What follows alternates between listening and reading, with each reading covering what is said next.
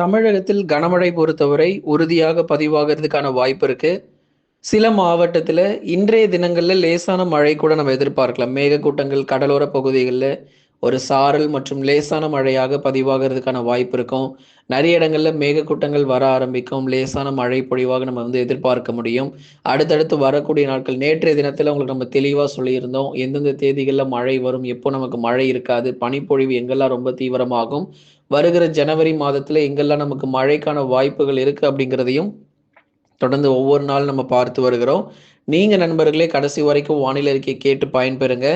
மழை வாய்ப்பு அப்படிங்கிறது ஒரு மிகப்பெரிய ஒரு வெள்ளப்பெருக்கோ, இல்ல ஒரு ஊரே அழிஞ்சு போற அளவுக்கு மழை பொழிவோ அந்த மாரிலாம் நமக்கு கிடையாதுங்க. அத முதலே நம்ம தெளிவா சொல்லிர்றோம். ஏன்னா, எல்லாருமே மழை வரப்போகுதுன்னோனே மிகப்பெரிய ஒரு வெள்ளப்பெருக்கு ஏற்படுற அளவுக்கு ஒரு 30 சென்டிமீட்டர், 40 சென்டிமீட்டர் அளவுக்கு எதிர்பார்க்குறீங்க. கண்டிப்பா அந்த அளவுக்கு மிகப்பெரிய ஒரு மழை பொழிவுங்கிறது வரப்போறதில்ல. ஆனா, ஓரளவு கனமழையாவது நமக்கு பதிவாகாம போக போறதும் கிடையாது. அதாவது கொஞ்சமாவது நமக்கு மழை கிடைக்கும். அதுவும் கடலோர மாவட்டங்கள் உறுதியாகவே நமக்கு மழைக்கான வாய்ப்பு இருக்கு. அதனால எந்தெந்த பகுதிகள் மழை கிடைக்கும், வானிலையில என்னென்ன மாற்றங்கள் ஏற்பட்டு வருது, இன்னொரு பக்கம் வரலாறு காணாத பனிப்பொழிவு வேற இன்னொரு பக்கம். ஏன்னா, நெறைய இடங்கள்ல 3 டிகிரி செல்சியஸ் குறைவாக, 2 டிகிரி செல்சியஸ் குறைவாக நமக்கு வெப்பநிலை பொறுத்தவரைக்கும் அதிகாலையில நமக்கு தீவிரமாயிட்டு இருக்கு. வெப்பநிலை குறைந்து பனிப்பொழிவு ரொம்ப தீவிரமாகிட்டு இருக்கு. எந்தெந்த மாவட்டத்துல இன்னும் மேலும் பனிப்பொழிவு அதிகரிக்க போகுது அப்படிங்கிறதையும் நம்ம பார்க்க போறோம். இது ஆரம்பம் தான். இன்னும் நமக்கு அடுத்த ஜனவரி மாதத்துல இன்னும் நமக்கு அதிக பனிப்பொழிவு அதிகாலையில இருக்க போகுது. அதனால எதிர்கொள்றதுக்கு தயாரா இருந்துக்கோங்க. எந்தெந்த மாவட்டங்கள் அப்படிங்கிறதையும் நம்ம தெளிவா சொல்லிடுறோம். சேனல் நம்ம வானிலை அறிக்கை பார்த்தீங்க அப்படின்னா, கடைசி வரைக்கும் கேட்டு பயன்பெறுங்க. உங்களுக்காகவே ஒவ்வொரு நாளும் துல்லியமான வானிலை அறிக்கை கொடுக்கப்பட்டு வருது. சப்ஸ்கிரைப் பண்ணாதவங்க இன்னும் யாராவது சப்ஸ்கிரைப் பண்ணாம இருந்தீங்கன்னா, கொஞ்சம் சப்ஸ்கிரைப் பண்ணிக்கோங்க. இன்னும் யாரும் லைக் பண்ணாம இருந்தீங்கன்னா, சீக்கிரமா அந்த வீடியோ ஒரு லைக் பண்ணுங்க. மறக்காம நண்பர்கள், உறவினர்கள் எல்லாருக்கும் தெரியப்படுத்த அவங்களுக்கும் கொஞ்சம் ஷேர் பண்ணுங்க. ஏன்னா, அவங்களும் இந்த வானிலை அறிக்கை கேட்டு பயன்பெறட்டும். தமிழகத்தில் இன்று ஒரு சில மாவட்டத்தில் லேசான மழை வாய்ப்பு அப்படிங்கிறது வரப்போகுது. நீங்க சென்னை, திருவள்ளூர், காஞ்சிபுரம், செங்கல்பட்டு, கடலூர், விழுப்புரம், நாகை, தஞ்சை, திருவாரூர், புதுக்கோட்டைன்னு எடுத்துக்கிட்டீங்கன்னா, சில இடத்துல வானம் ஓரளவு மேகமூட்டமாகவும், சில இடத்துல சாரல் மழை தான். ரொம்ப மிகப்பெரிய மழை இல்ல. ஒரு 10 நிமிஷம் அல்லது 20 நிமிஷம் வரைக்கும் லேசான சாரல் மழைக்கான வாய்ப்புகள் எதிர்பார்க்கலாம். கடலோர, கடலொட்டிய பகுதிகள் லேசானது முதல் மிதமான மழை வரை ஓரிரு இடங்களில் மட்டும் பகுதியாக ஒதுக்கி நமக்கு மழை இருக்கும்.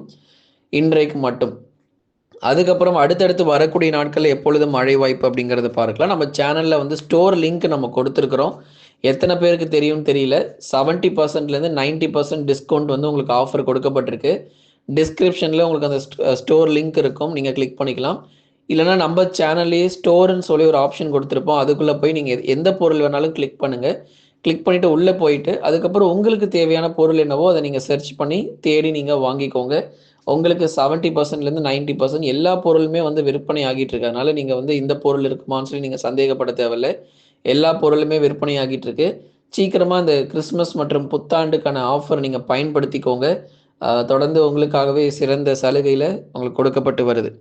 தமிழகத்தில் இன்றும் ஒரு சில மாவட்டத்துல லேசான மற்றும் சாரல் மழை வரைக்கும் எதிர்பார்க்கக்கூடிய வாய்ப்புகள் இருக்கு. ஒரு 15 நிமிஷத்துலேருந்து ஒரு 1/2 மணி நேரம் வரைக்கும் தான். ரொம்ப நேரம் கூட நம்ம அதிகமா மழை எதிர்பார்க்க முடியாது. ஒரு 15 நிமிஷத்துலேருந்து ஒரு 1/2 மணி நேரங்கள் வரைக்குமே கூட இந்த மழை பொழிவு அதிகாலை, காலை நேரங்கள்ல மட்டும் மழை வந்துட்டு அதுக்கப்புறம் ஓய்வு கொடுக்கும். சில மாவட்டத்துல மாலை, இரவுல கூட நமக்கு லேசான சாரல் மழை வருவதற்கான வாய்ப்பும் இருக்கு. எல்லா மாவட்டங்களுமே அதிகாலை, காலையில தான் வரணுங்கிறது இல்ல. சில மாவட்டத்துல மாலை மற்றும் இரவு நேரத்துல எதிர்பார்க்க முடியும். இனி வரக்கூடிய நாட்களில் படிப்படியாக கனமழையும் அதிகரிக்கும். டிசம்பர் 31 மற்றும் ஜனவரி 1ஆம் தேதிகள்ல தென் மாவட்டத்தில் சில இடங்களிலும், டெல்டா மாவட்டத்தில் சில இடங்களிலும் மழை வருவதற்கான வாய்ப்பு இருக்கும். நீங்க டிசம்பர் 30லேருந்து ஜனவரி 1ஆம் தேதி வரைக்கும் எடுத்துக்கிட்டீங்கன்னா, இந்த 3 நாட்கள்ல பகுதியாக மிதமான மழையும், ஓரிரு இடங்கள்ல கனமழையும் தென் மாவட்டங்கள்ல கடலோர டெல்டாவினுடைய கடலொட்டிய பகுதிகள்ல நம் பகுதியாக அதுவுமே ரொம்ப நேரம் கூட இல்ல. 1 மணி நேரம் வரைக்கும் மழை வாய்ப்புகள் எதிர்பார்க்கலாம். மாத இறுதியில ஒரு 1 மணி நேரங்கள் வரைக்கும் சில இடங்கள்ல பரவலாக மழை பகுதியாக ஒரு 5 முதல் 8 மாவட்டங்கள் வரைக்கும் மழை பதிவாகிட்டு ஓய்வு கொடுத்துரும். டெல்டாவில் சில இடங்கள், தென் மாவட்டம் இந்த தூத்துக்குடி, தென்காசி பக்கம்லாம் ஓரளவு கனமழை அந்த டிசம்பர் 31 ஜனவரி 1 தேதிகளில் திருநெல்வேலி, தென்காசி பக்கம், தூத்துக்குடி மாவட்டங்கள் இங்கெல்லாம் நமக்கு பரவலா நல்ல ஒரு மழை கிடைக்கும். அதே மாரி நாகை, திருவாரூர், தஞ்சாவூர், புதுக்கோட்டை, மயிலாடுதுறை இங்கேயும் பரவலாக மிதமான மழைக்கான வாய்ப்புகள் இருக்கு. ஆகவே சொல்லக்கூடிய தேதிகள்ல தமிழ்நாட்டுல இருக்கிற ஒட்டுமொத்த மாவட்டத்துக்கும் மழை வருமானா கண்டிப்பா கிடையாது. கடலோரத்துல சில இடங்கள் அதுதான் நம்ம சொல்றோம். எப்போது கனமழை அப்படின்னு எடுத்து பார்த்தோம்னா, டிசம்பர் 30லேருந்து ஜனவரி 1 வரைக்கும் பரவலாக மிதமான மழையாக இருக்கும். ஏதேனும் ஒரு சில இடங்கள்ல மட்டும் கனமழையாக பதிவாகும். ஆனா, இது தமிழ்நாடு முழுவதுமாக இந்த மழை பெய்யாம, குறிப்பிட்ட ஒரு சில மாவட்டங்கள், ஒரு 6லேருந்து 8 மாவட்டம். அதனால தான் இந்த டெல்டா பகுதியும், தென் மாவட்ட பகுதியும் நம்ம சொன்னோம்.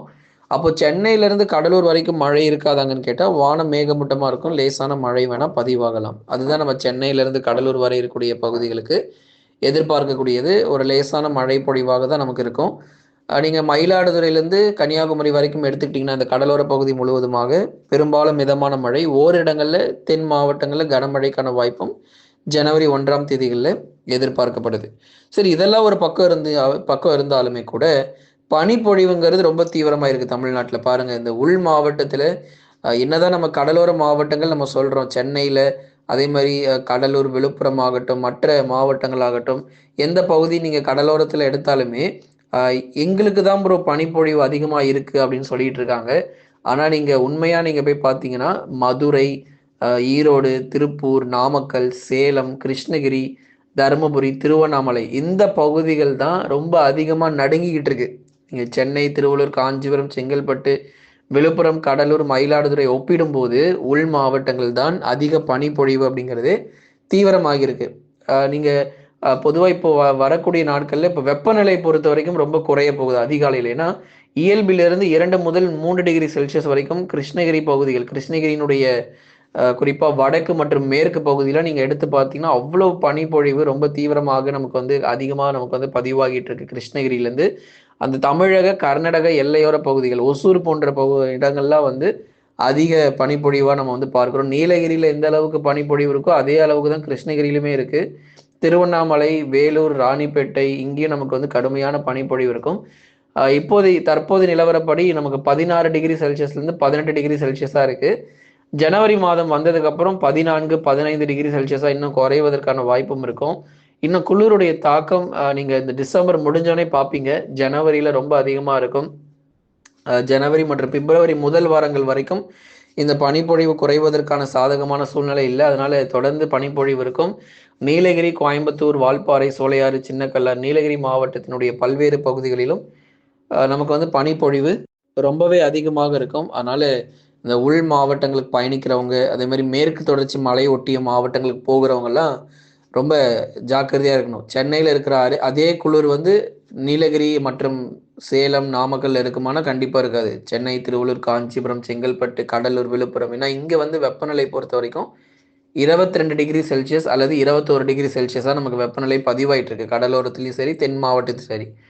இங்க இருந்து நீங்க உள் மாவட்டங்கள் வழியாக நீங்க பயணிக்கிறவங்க அல்லது வேறு ஏதேனும் நீங்க அங்க செல்கிறவங்க ரொம்ப கவனமா இருக்கணும். ஏன்னா பனிப்பொழிவு அங்க இத விட நமக்கு ரொம்ப மோசமாக இருக்கு. ஏன்னா கடலோரத்துல 22 டிகிரி செல்சியஸ் அப்படின்னா, உள் மாவட்டத்துல வெறும் 17 டிகிரி செல்சியஸ் தான் இருக்கு. அப்ப எந்த அளவுக்கு ஒரு மிகப்பெரிய ஒரு மாற்றம் இருக்குன்னு பாருங்க. தொடர்ந்து வருகிற நாட்கள் இந்த ஜனவரி மாதங்களிலும் கடலோரத்திலும் சேர்த்து பனிப்பொழிவு அதிகரிக்கும். கடலோரத்திலயும் நமக்கு வந்து இந்த ஜனவரி மாதங்கள்ல நீங்க எடுத்து பார்த்தீங்கன்னா, 19, 20 டிகிரி செல்சியஸ் தான் நமக்கு வெப்பநிலையே இருக்க போகுது. அதனால கடுமையான குளிர் நமக்கு வாட்டி வதைக்கும் அப்படிங்கிறதுல எந்த மாற்றமும் இல்ல. வருகிற ஜனவரி பொங்கல் முடிந்தவுடன் பருவமழையும் ஓய்வு கொடுக்க வாய்ப்பு இருக்கு. எப்பங்க பருவமழை முடியும்னு கேட்டிருக்காங்க. ஜனவரி முடிஞ்ச உடனேயே பருவமழை பொறுத்தவரைக்கும் ஓய்வு கொடுக்க ஆரம்பிச்சிரும். அதனால அதுவரைக்கும் தான் நமக்கு மழை வாய்ப்பு இதெல்லாம் எல்லாமே குளிர் எல்லாமே.